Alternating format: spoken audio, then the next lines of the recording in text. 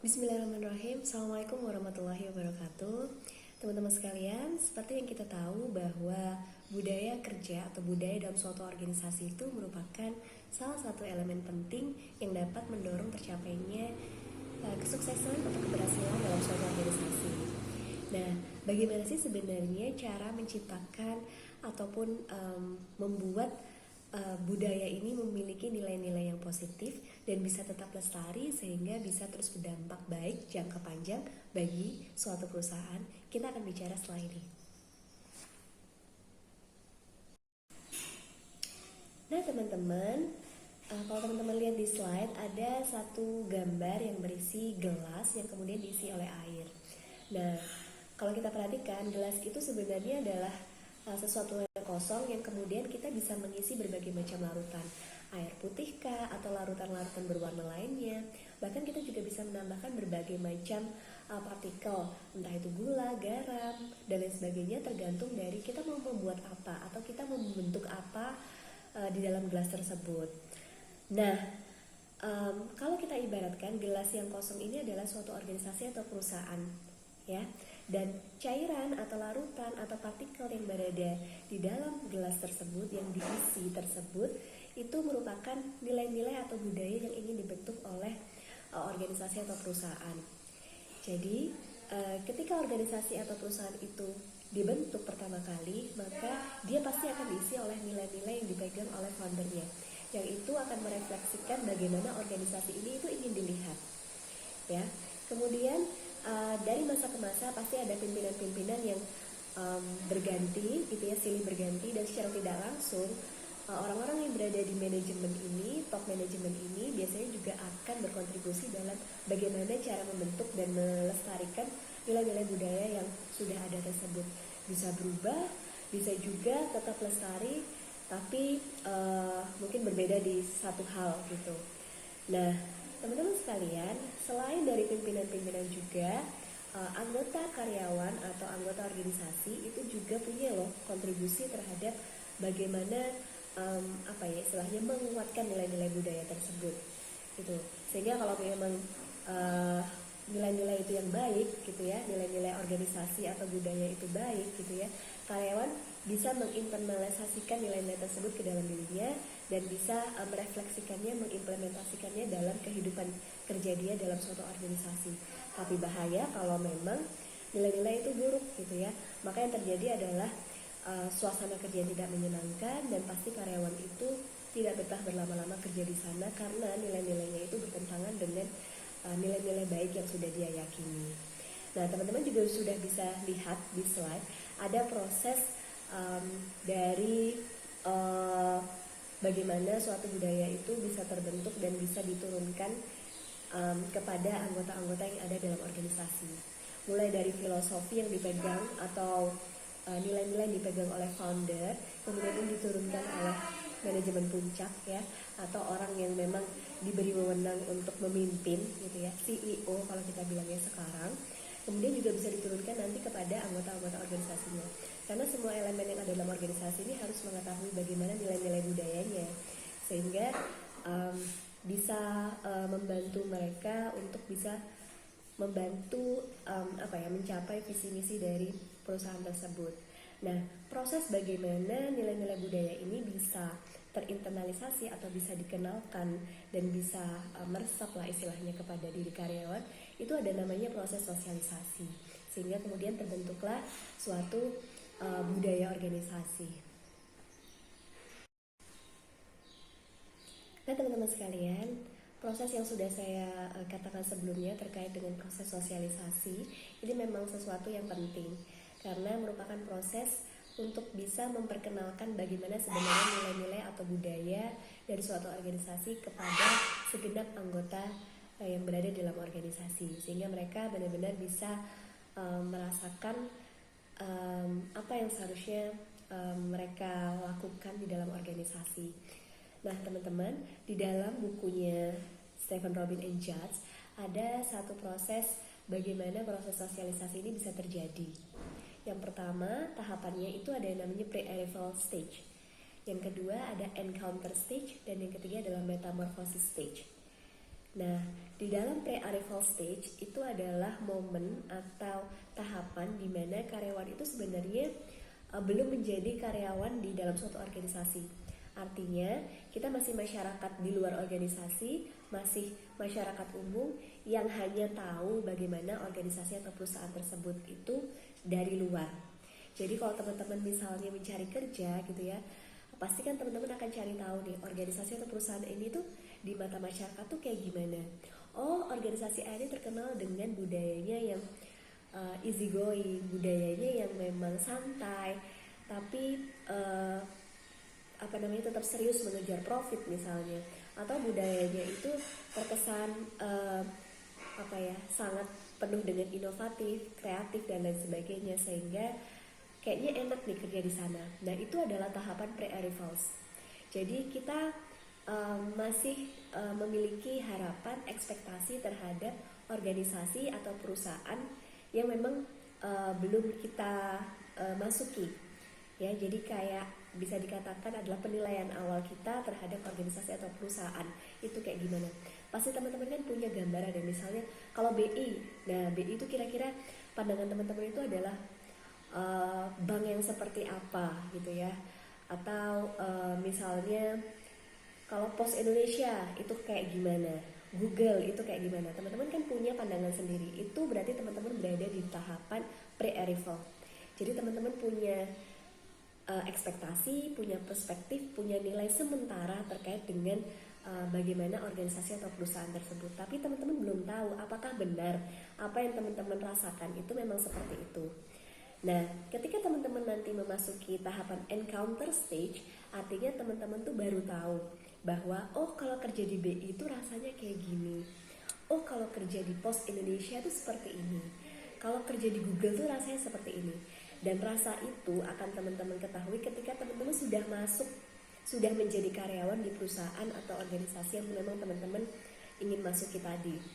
Ya, jadi di encounter stage itu teman-teman akan ditemukan dengan realita sesungguhnya. Jadi teman-teman bisa menyandingkan antara perspektif teman-teman sebelumnya, sebelum masuk ke organisasi tersebut, dengan setelah masuk ke organisasi tersebut. Teman-teman akan menemui yang namanya bisa kesesuaian, bisa ketidaksesuaian.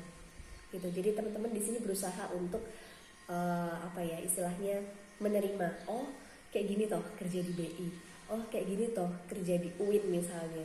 Nah, itu adalah tahapan encounter stage gitu.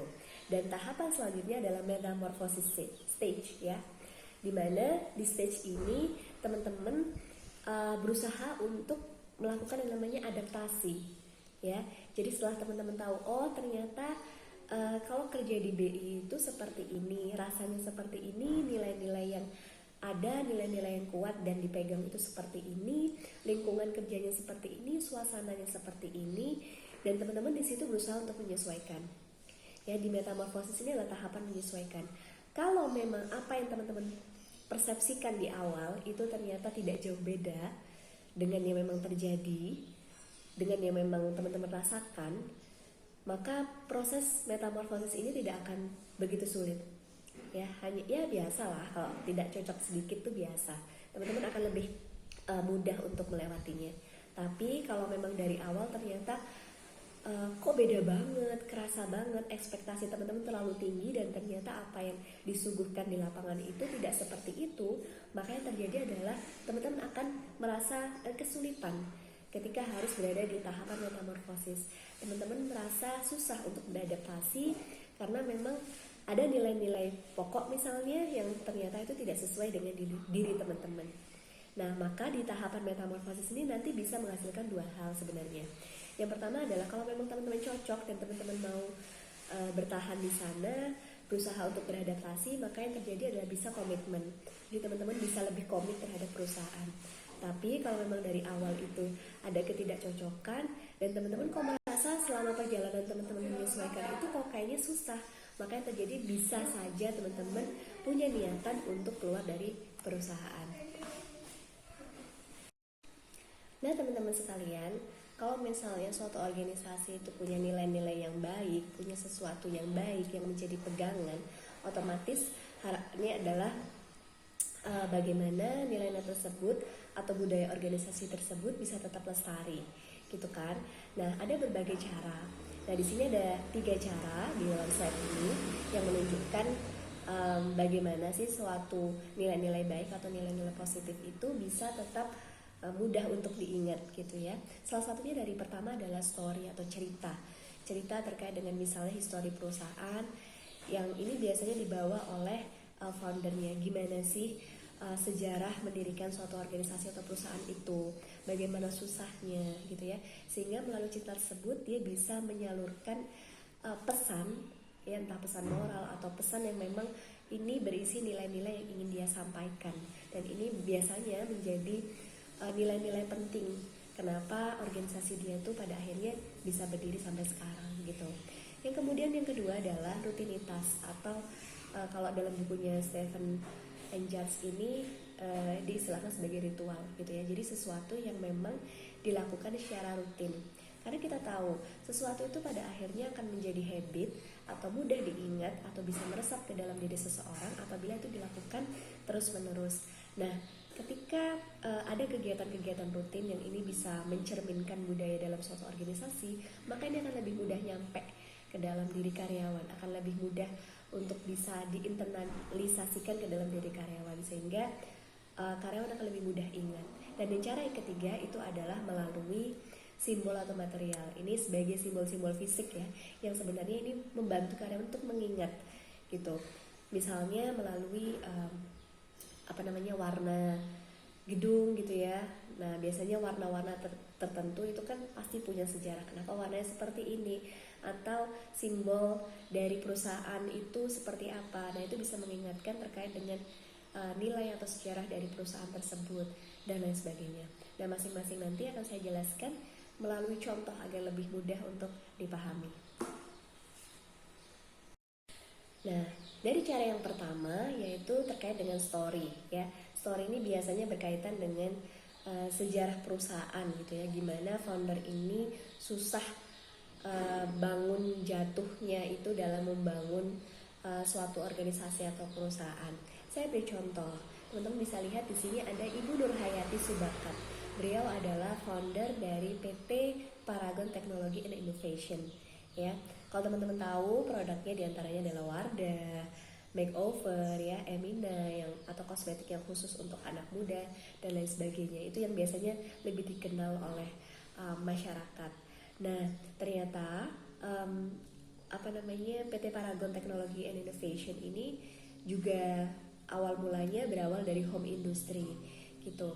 Nah, beliau ini sebenarnya adalah lulusan terbaik di ITB, jurusan farmasi, yang kemudian sebelum beliau membangun perusahaan ini, beliau bekerja dulu nih di salah satu perusahaan kosmetik jadi manajer quality control. Nah, pada saat itu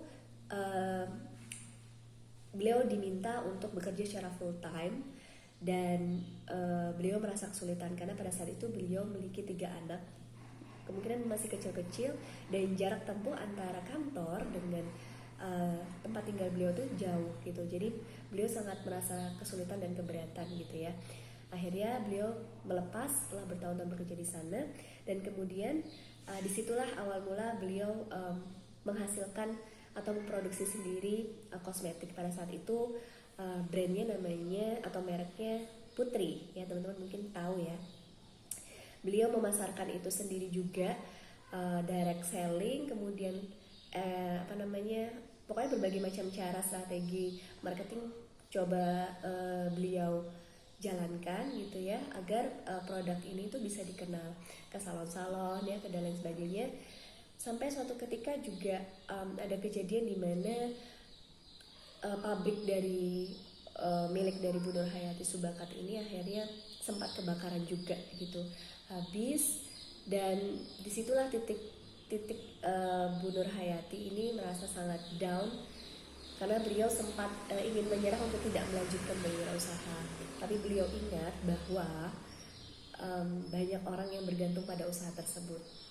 Nah, akhirnya dengan sesuatu yang tidak mudah sebenarnya untuk dihadapi, beliau mulai bangkit, gitu ya, bangun lagi untuk mengembangkan perusahaannya, gitu ya. apalagi masuk di generasi kedua ya, ada anaknya di situ, Bapak Salman Subakat, yang turut membantu untuk merebranding kembali produk-produk dari PT Paragon Technology and Innovation. Kemudian pada 2009 kalau nggak salah itu launching lah Wardah, dimana 2009 itu adalah tahun-tahun dimana apa ya istilahnya, fenomena hijabers ya, hijabers itu mulai muncul. Jadi pas sekali gitu Wardah dengan apa namanya kosmetiknya gitu ya, kemudian apa namanya hijabers ini mulai muncul sehingga banyak digunakan juga gitu ya, sehingga bisa saling terkait. Nah makanya booming sekali pada saat itu. Nah itu adalah salah satu titik apa namanya puncaknya. Dan di situ kalau ditanya gitu ya, apa sih sebenarnya titik kesuksesan atau rahasia sukses dari Bu Nur Hayati Subakat? Ternyata dia menyebutkan biasanya ada 4P, produk, positioning ya, kemudian price dan promotion. Tapi beliau menambahkan 1P. Ada 1P yang ini sangat membantu dan ini menjadi rahasia suksesnya, yaitu apa? Pertolongan Allah. Beliau ingin mengajarkan bahwa apapun yang kita lakukan itu semua atas pertolongan dan izin Allah. Sampai di titik ini pun juga karena pertolongan Allah gitu. Dan nilai-nilai itulah yang selalu Bu Nur Hayati itu apa istilahnya bagikan dan berikan contoh kepada karyawan-karyawannya melalui keteladanan, bahwa beliau mengajarkan untuk bisa sukses kalau mau bekerja itu harus punya landasan disiplin ya, harus kerja keras seperti yang sudah Bu Nur Hayati itu alami dan contohkan. Kemudian yang ketiga bisa dengan kejujuran. Nah dari berbagai macam CEO ya, salah satu poin penting nilai yang mereka selalu terapkan CEO-CEO berhasil ini adalah kejujuran. Dan yang terakhir adalah jangan lupa melibatkan Allah, tangan yang di atas, tangan yang tidak terlihat ini gitu. Nah itu adalah sebagai contoh bahwa story itu bisa mengirimkan pesan atau nilai yang sebenarnya ingin disampaikan. Yang ini bisa menggambarkan bagaimana sebenarnya suatu perusahaan atau organisasi ini ingin terlihat. Nah teman-teman sekalian, sumber atau cara berikutnya atau strategi berikutnya bisa digunakan untuk bisa melestarikan nilai-nilai positif dari suatu budaya organisasi adalah melalui rutinitas atau kegiatan-kegiatan rutin yang memang diadakan oleh perusahaan. Dan yang kedua adalah melalui simbol material. Nah contohnya adalah warung steak ya, teman-teman tahu warung steak ini foundernya adalah Jody Brotosuseno ya kan. Nah warung steak ini dikenal sebagai spiritual company. Jadi memang perusahaan atau bisnis yang memang sangat kental nilai-nilai spiritualnya, ingin memperkenalkan bagaimana nilai-nilai spiritual ini bisa juga diaplikasikan di dalam kehidupan bisnisnya.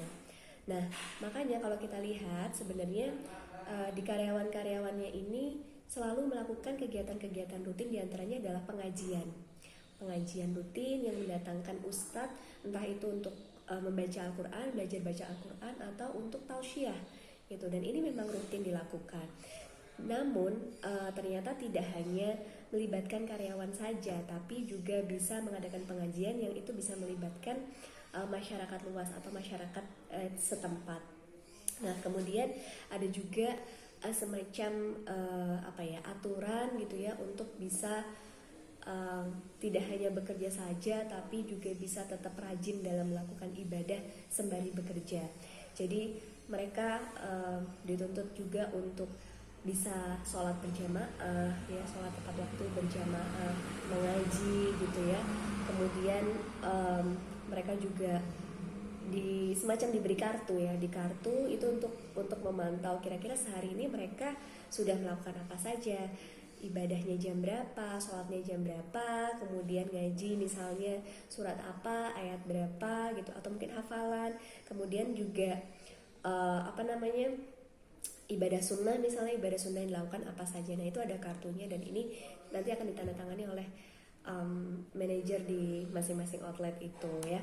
Nah ini adalah salah satu contoh bahwa kegiatan-kegiatan rutin ini merupakan implementasi atau refleksi dari nilai-nilai yang pingin dibangun dari warung steak ini gitu, sehingga bisa terserap ke karyawannya gitu. Bahkan apa namanya nas uh, apa namanya pembeli-pembeli pun juga bisa melihat itu dari simbol-simbol material yang memang ada dan terpampang gitu di setiap outlet warung steak, misalnya figura-figura gitu ya, bingkai-bingkai yang berisi tentang apa namanya semacam semacam bukan himbauan ya, semacam pengingat gitu ya, misalnya makan dengan tangan kanan, karena biasanya kalau makan steak itu kan garpunya di kiri jadi makan pakai tangan kiri, tapi ada pengingat seperti itu. Atau misalnya berdoalah sebelum makan, bersedekah dan lain sebagainya, itu ada untuk bisa mengingatkan tidak hanya karyawan tapi juga pembeli bahwa memang nilai-nilai spiritual itu penting juga untuk diingat gitu ya, karena itu adalah nilai-nilai yang baik, seperti itu teman-teman.